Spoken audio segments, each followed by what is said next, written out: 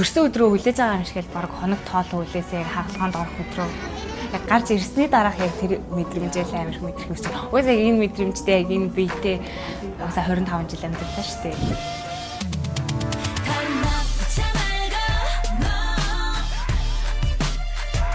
Хүүхний хагалгаанд болохоор ер нь бол 3 жилийн өмнөөс яг бодож эхэлсэн. Тэгээд яг хүүхдээ төрүүлээд хүүхэд маань хүүхнөөс гарсны дараа хавтгаа гэдээ бүр юу ч болсон. Яг яалчгүй сүүлийн үед амар өөртөө тэлхүү болсон байсан. Тийм болохоор ер нь бол окей одоо ерөөсөө юунаас ч яахгүйгээр зүгээр хүүхний хагалгаандаа орё гэж бүр ингээд шийдээд эмнэлгээ хайж байхдаа 4-5 эмнэлэг рүү бичсэн. Тэгээд яг хүүхний хагалгааны талаар мөн хүүхний хагалгааны үнийн талаар ер нь бол асуусан. Тэгээд Наби гэдэг эмнэлгийг сонгосон байгаа. Танан гэдэг эйженстэй ингээд хамтардаг. Ихэнх эмнэлгүүд гадаад хүн гэхээр үнийг нэмжтэй байлаа. Тэгээд яг энэ эйженстэй хамтрах юм бол тэр үндсэн үнээсээ бол нэлийн хямдардсан байлээ.